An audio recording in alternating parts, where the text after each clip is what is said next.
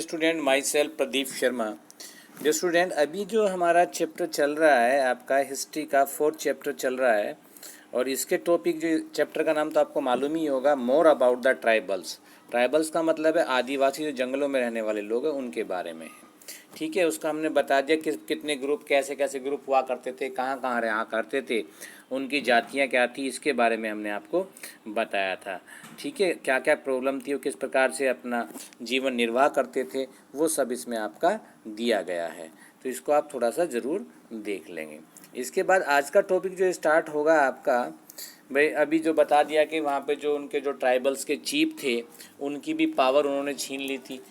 आप ये मेरी बात समझते, जो उनका ट्रेडिशनल सिस्टम था वो उसको भी चेंज करना चाह रहे थे। तो ये सारी चीज़ें अफेक्ट हो रही थी और स्पेशली जो ट्राइबल लोग थे फॉरेस्ट पर निर्भर करते थे, वो पूर्ण रूप से अब जो हैं एक प्रकार से अनएम्प्लॉयड हो गए थे कि उनको कुछ नहीं मिल रहा था, ना खाने के लिए ना रहने के लिए। They are totally under the Britishers. तो उनका जो ट्रेडिशन जैसे चेंज हुआ तो उनका सबसे फ़र्क उन पर ज़्यादा बैठता था ट्रेडिशन का। जो ट्राइबल लोग जो थे पहले जंगलों में रहते थे उनके लिए ट्रेडिशन सबसे सर्वोपरि था। तो अब इसमें एक क्विक फैक्ट्स दिया गया है आपका। The Bhil are consider the first largest and the most widely distributed tribal group in India. अब देखिएगा, भील जंगलों में हुआ करते थे। भील आप देख सकते हैं, अगर किसी ने आपने महाभारत देखा हो तो उसमें आपका जो एकलव्य जो एक अच्छा तीरंदाज था जंगलों में, वो भील प्रजाति से ही था, यानी कि वो ट्राइबल लोग थे। तो भील भी एक जो है ट्राइबल प्रजाति है। Are consider the third largest and the most widely distributed tribal group, ये थर्ड नंबर पर आती है जो मैक्सिमम जगह आपको मिलेंगी। डिस्ट्रीब्यूटेड का मतलब ऐसे तो है नहीं कोई गुड्स है कि आपने इसे डिस्ट्रीब्यूट कर दिया। डिस्ट्रीब्यूटेड का मतलब है कि ये काफ़ी जगह स्प्रेड थी, यानी कि जैसे आपको जैसे आप 4-5 स्टेट में मान लो, जैसे आपका बिहार है, छत्तीसगढ़ है, या जहाँ भी विंध्याचल के पर्वत हैं, या कहीं भी आपका जहाँ भी जंगली था वहाँ पर ये मैक्सिमम जगह मिलते थे। ऐसा नहीं कि मैं जो बता रहा हूँ वही सेम होगा, और भी बहुत जगह मिलते थे। And the tribesman always carry boughs and arrow. जो ये भील जो लोग थे इनका जो एक विशेषता थी, भाई इनके बीच इनकी सब आदमियों की एक विशेषता होती है। जैसे पहले क्या था, शिकार करना और जंगलों से फ्रूट है और आपका वेजिटेबल्स हैं, इनको इकट्ठा करना होता था। भाई उनके लिए क्या काम था, उनके लिए बिल्डिंग बनाना या बाइक खरीदना, मोटर साइकिल खरीदना। तो इस प्रकार का तो कोई औचित्य नहीं था कि वो पैसा करेंसी चलाएं। आप मेरी बात गौर से समझ सकते हैं। तो उनको तो केवल अपना निर्वाह करना था, तो उनके लिए उनका अलग अलग सिस्टम था। तो क्या तो शिकार करने के लिए कोई तो किसी प्रकार का वेपन यूज़ करता था, कोई किसी प्रकार का वेपन करता था। वेपन दोनों जगह यूज होते थे भाई, अपनी सिक्योरिटी के लिए भी और दूसरा अपने हंटिंग के लिए भी। तो वो क्या करते थे, मोस्टली भील क्या करते थे, बो एंड एरोज वो लेकर चलते थे। उनकी एक पहचान थी, उनकी एक विशेषता थी। The Bhil tribes inhabited some of the most remote and the inaccessible areas of India. वो हमने कहा कि वो बहुत ऐसी जगह रहते थे जहाँ पर पहुँचना बड़ा आसान ना हो और रिमोट एरिया हो बिल्कुल, तो वहाँ पर वो रहते थे। इसको आप थोड़ा सा नोट कर लेंगे। अब इसमें आता है आपका what happen to the shifting cultivators. ये तो आपका आ जाता है यहाँ पे what happen to tribal chief, ये भी सब बता चुके हैं हम आपको। अभी जो अगर जिन बच्चों को आगे के ये जो टॉपिक हैं कभी आप आज ही उन्होंने अगर खोला है तो वो चैनल पर जाने के बाद जो बाकी की वीडियो को भी वॉच कर सकते हैं और पूरे चैप्टर को आसानी से पढ़ सकते हैं। तो what happen to the shifting cultivation. Shifting cultivation का मैंने आपको बता दिया था, पीछे एक टॉपिक आया था झूमिंग कल्टीवेशन। झूमिंग कल्टीवेशन मैंने आपको बता दिया प्रीमेटिव सब्सिस्टेंस फार्मिंग, जिसे लोग जो थे जो जंगली लोग करते थे, बोला वृक्षों को काट दिया, जितने भी पेड़ पौधे उनको काट दिया, काटने के बाद उनको जला दिया। जो उनका ऐस होता है उसमें पोटास हो जाता है, पोटास होता है एक मिनरल है, पोटास होता है, वो अर्थ में मिल जाता है। जब राख मिल जाती है as a fertiliser, natural fertiliser का काम करता है और उसके बाद उस पर खेती करते थे। 1-2 फसल लेने के बाद जैसी उसकी फर्टिलिटी ख़त्म हुई उसके बाद वो दूसरी जगह फिर यही काम करते थे, जंगलों को काटते थे, ठीक है, उनको फिर जो जलाते थे, जलाने के बाद मिट्टी में उस ऐस को मिला देते, इससे पोटास आ जाता था, उसकी फर्टिलिटी बन जाती थी, फिर वो फसल करते थे। तो इस प्रकार से जो एक लैंड पर खेती करी वो कई कई सालों तक खाली रह जाता था, क्योंकि उसमें उपजाऊता नहीं हो पाती थी।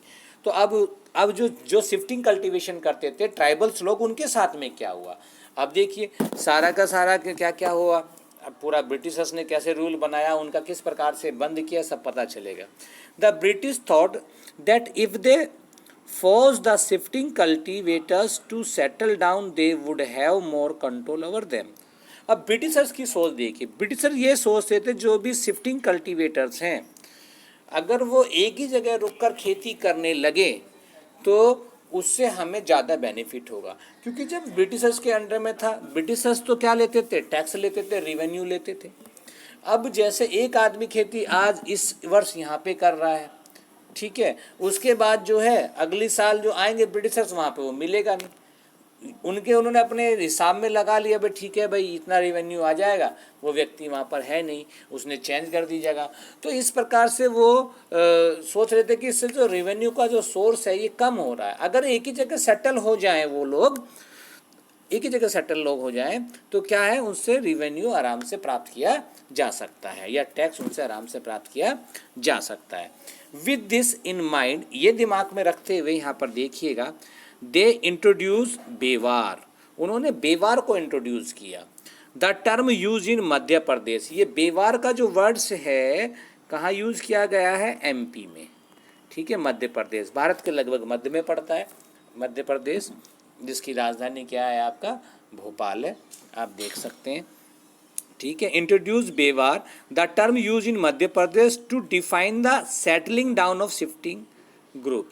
ये जो बेवार जो था मध्य प्रदेश में यूज करा गया था, इसका मतलब क्या है, जो शिफ्टिंग ग्रुप्स था, जो एक जगह से दूसरी जगह नोमाड्स हुआ करते थे, ठीक है, घुमक्कड़ भी बोल सकते हैं आप, एक जगह कुछ समय तक रहे फिर दूसरी जगह चले गए, वही शिफ्टिंग कल्टीवेशन यहाँ पे किया उसके बाद वहाँ कर दिया, तो कल्टीवेशन को भी शिफ्ट करते रहते थे अपने अपने साथ में। तो उन्होंने कहा कि अगर ये सेटल डाउन हो जाते हैं तो उनको क्या बोला जाएगा, मतलब उनको किस इंट्रोड्यूस किया एज ए बेवार, क्या किया उनको, बीवार। ध्यान कर लेना वर्ड जो है एमपी में स्पेशली यूज किया गया था। The British measure the lands, British ने क्या करा, लैंड को मीजर्स किया। फिक्स द रिवेन्यू, उन्होंने टैक्स को फिक्स किया। Declared some tribals as a land owners, उनमें से कुछ जो ट्राइबल्स थे, आदिवासी थे, उनको ज़मीन का मालिक बना दिया गया। And others as a tenants, tenants का मतलब क्या है, पट्टेदार बना देना। जैसे मैं जमींदार हूँ, मैं ओनर हूँ, I am the owner of the land, ठीक है, और आपके पास या आपके किसी व्यक्ति के जानने वाले के पास कोई लैंड नहीं है, ठीक है, उसके पास कोई व्यवसाय जो ऑक्यूपेशन करने के लिए, जीवन निर्वाह के लिए कोई उसके पास ऑप्शन नहीं है। तो जब उसके पास ऑप्शन नहीं है तो क्या करेगा वो, तो अगर आपके पास रहता है तो आपसे बोलेगा ठीक है भाई साहब हमें काम दे दो या हमें ज़मीन दे दो, हम भी खेती कर लेंगे, आपके पास तो बहुत लैंड है, ठीक है। तो बोलेगा ठीक है भाई, आप मेरे पास तो 500 बीघे ज़मीन है, तुम 10 बीघे ज़मीन ले लो और इस पे आपको इतना मेरे को टैक्स वो देना, मेरे को किराया देना है, किराए पे ज़मीन दे दी आपको। तो इस प्रकार के उन्होंने ब्रिटिशर्स ने पॉलिसी चली। पहले क्या करा उन्होंने, भाई जो शिफ्टिंग कल्टीवेशन करते थे, एक व्यक्ति यहाँ पर खेती कर रहा है और दूसरी साल अगली जगह कर रहा है, तो उसको उन्होंने सेटल डाउन करने के लिए कोशिश की, जिससे कि रिवेन्यू कलेक्शन में उनको आसानी और आसानी से रिवेन्यू प्राप्त किया जा सके। दूसरा, उन्होंने जो सेटल डाउन जो ऐसे ट्राइबल्स लोग थे उनके लिए एक सिस्टम, एक नाम दिया, इंट्रोड्यूस किया एक सिस्टम जिसका नाम बीवार था, ठीक है। और उन्होंने उन्हीं लोगों में से, ट्राइबल लोगों में से कुछ लोग जो थे उनको लैंड ओनर बना दिया, बोला आप ज़मीन के मालिक हैं, और जो बाकी लोग बचे हुए उन्हें टीनेंट्स बना दिया, वो उनसे ज़मीन लेते थे पट्टे पर, ठीक है। आप देख सकते हैं, आप पूरा ट्रेडिशन देखिए किस प्रकार से उन्होंने चेंज कर दिया। पहले वहाँ पर एक मुखिया हुआ करता था, मुखिया की पूरी बात कबीला, क्लान जिसे बोलते थे वो मानता था। तो ये सारी चीज़ें इसमें आप आसानी से देख सकते हैं। आगे ठीक है, कितना बड़ा चेंज किया उन्होंने। Some tribals as a landlords and sub tenants, the landlords were supposed to collect revenue from the tenants and pay to the British. अब देखिए जब सब कुछ ब्रिटिशर्स के हाथ में आ गया तो जंगल भी उन्होंने नहीं छोड़ा, मैं बता। तो जो जिनको लैंड ओनर बनाया तो उसकी ड्यूटी क्या थी, वो जो टीनेंट्स है जिनको पट्टे पर ज़मीन दी है उनसे पैसा कलेक्ट करे, किराया भाड़ा जो भी वो निश्चित करते थे, फिक्स करते थे, ठीक है, और वो ब्रिटिशर्स को सौंप दे। This effort was not very successful, यह एफर्ट जो था सक्सेसफुल नहीं रहा। Poor soil quality did not support settle and sustained agriculture, क्योंकि जो सोइल में कोई भाई नेचुरल फर्टिलाइजर था, उनके पास कोई ऐसा यूरिया डाई ऐसा किसी फर्टिलाइजर तो थे नहीं जिससे कि ज़मीन की उर्वरता बढ़ती, तो उनके पास तो जो सोइल की क्वालिटी थी वो बहुत पुअर थी। तो जो इन्होंने रिवेन्यू फिक्स किया था भाई 1 साल हो गई, 1 साल नहीं हुई, क्योंकि उनके पास तो कोई साधन नहीं था उसके मेंटेन करने के लिए, तो वो सक्सेस नहीं रहा। ठीक है, क्योंकि वो एग्रीकल्चर को निर्वाह नहीं कर सका, एग्रीकल्चर सिस्टम को फॉलो नहीं कर सका, क्योंकि शिफ्टिंग कल्टीवेशन ना। In addition water scarcity was the problem, सबसे बड़ी बात थी वाटर स्कैरसिटी। उस समय ऐसा तो नहीं था कि आपने ट्यूबवेल निकाल दी, नहरें निकाल दी, पानी जहाँ से बह रहा उसके आसपास की ज़मीन उपजाऊ है तो ठीक है, नहीं है तो नहीं है, या बारिश हो रही है तो ठीक है आपकी फसल हो जाएगी, बारिश नहीं हो रही तो आपकी फसल नहीं होगी। तो इस प्रकार पानी की जो कमी थी वो सबसे बड़ी प्रॉब्लम थी। झूम कल्टीवेटर्स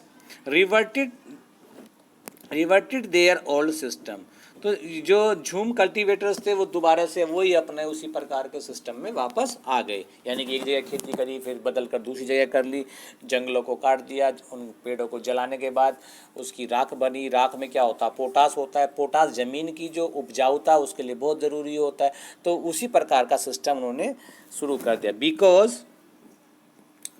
बिकॉज यहाँ पर देखते हैं, अच्छा ये आपका यहाँ से आएगा आपका, देखिए बिकॉज वाइड स्प्रेड प्रोटेस्ट। अब जो इसका जो उन्होंने सिस्टम बनाया था, बीवार सिस्टम जो बनाया था, उसका सभी जगह क्या हुआ, विरोध किया गया। प्रोटेस्ट का मतलब क्या है, विरोध करना। वाइड स्प्रेड का मतलब है ज़्यादा जगह। The British had to give in and allow the tribals to continue with jhum in some parts of forest. तो ब्रिटिशर्स ने जब सब जगह इसका वो हुआ विरोध, प्रोटेस्ट हुआ, तो ब्रिटिशर्स ने कुछ जगह क्या था, जो वहाँ के कल्टीवेटर्स थे, जो किसान थे, ठीक है, जो खेतों को जोतते थे, उनको क्या कहा, आप जैसे पहला सिस्टम कर दे शिफ्टिंग कल्टीवेशन या उसी को झूमिंग जो कल्टीवेशन है, आप वही काम कीजिएगा। तो डियर स्टूडेंट, आज के इस टॉपिक में केवल इतना ही है। नेक्स्ट टॉपिक आपका forest law and their impact होगा। आई होप कि आपको ये अच्छे से समझ में आया होगा। इसको जैसे आप वीडियो देखें, वीडियो देखने के तुरंत बाद जो है आप इसका क्या पढ़ें, टेक्स्ट बुक पढ़ें, और टेक्स्ट बुक के बाद आप एक डिक्शनरी भी रखें आप हिंदी मीनिंग की। अगर आप हिंदी मीडियम से हैं, अगर हिंदी आपका मेन लैंग्वेज है या आपका मदर टंग है, अगर तेलुगु है तो आप तेलुगु में रखिएगा। सबका आता है डिक्शनरी तो इंग्लिश को समझने के लिए, तभी आपको ये अच्छे से समझ में आ पाएगा। Thank you, have a nice